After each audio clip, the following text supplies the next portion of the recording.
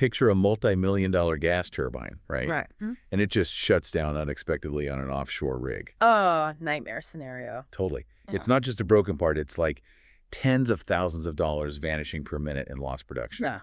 So welcome to this deep dive into Johan Nortje's Maintenance Tactics Manual. Yeah, thanks for having me. Our mission today is looking at how to move from that chaotic firefighting to a proactive science by using 6 specific maintenance tactics. Because the underlying philosophy here is that modern asset management relies entirely on triggers. Right.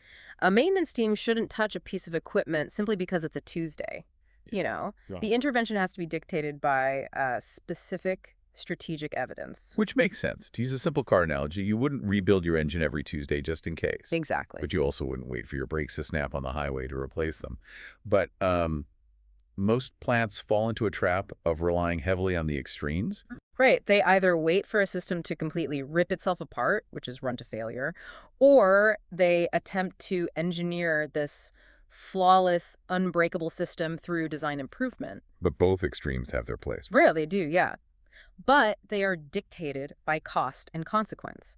I mean, run to failure is literally doing nothing until the asset dies. That sounds terrible. Well, it's a valid strategy, but only if the replacement cost is cheaper than the cost of monitoring it. Oh, okay. And on the other end, design improvement permanently eliminates a failure mode, but it requires heavy capital investment and massive lead times. You reserve redesigns for unacceptable safety risks, not minor nuisances. Right, so the real game is played in the middle. Exactly. You have fixed schedule servicing, which is just basic TLC, right?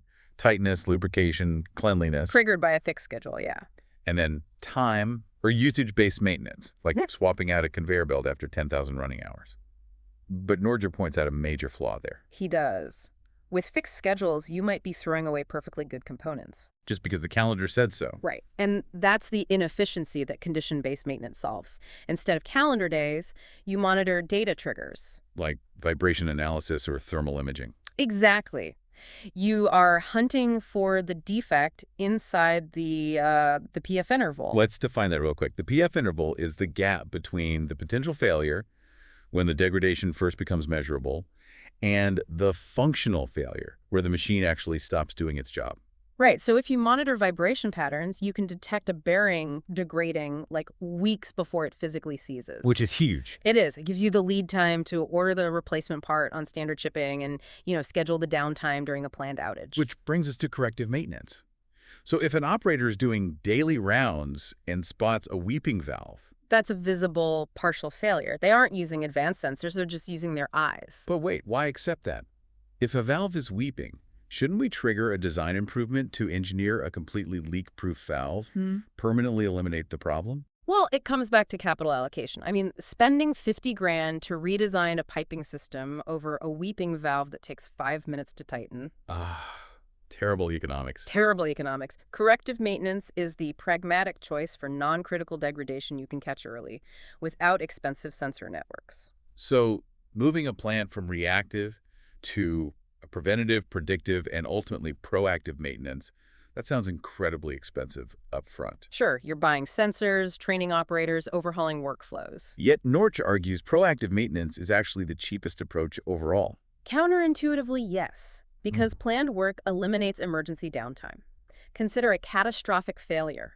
When a high-pressure pump fails, it doesn't just destroy a $10 seal. Right, it takes everything else with it. Exactly. It bends the shaft, shrapnel damages the internal casing, and suddenly you're paying triple for expedited overnight shipping and emergency weekend overtime. Yikes. Proactive maintenance surgically removes the defect before that cascaded machinery damage occurs. You're paying for predictability. But none of this matters if your enterprise software thinks you're just putting out fires. Oh, this is critical. Nortje has this golden rule for SAP PM integration, right? Condition monitoring is useless if it doesn't properly trigger a work order. It's all about how those work orders are linked in the system. Okay, break that down for us. So let's say an operator completes a routine inspection route, which is a PM03 work order in SAP. They find that weeping valve and write up a repair order, a PM01, to fix it. Okay.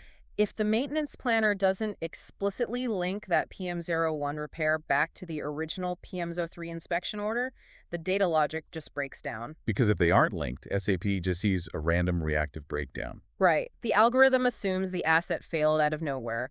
Your reliability engineers pull the data at the end of the quarter, and it looks like the plant is in total reactive chaos. Oh, wow. So you lose all visibility into whether your inspection program is actually working? Exactly. Yeah. The field team was being proactive, but the software records a failure. So to wrap this up, asset management isn't about doing more maintenance.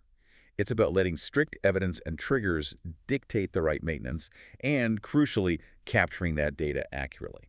It really takes discipline to replace habit with strategy. Well said. So look at the critical infrastructure in your own operation, or even your personal life.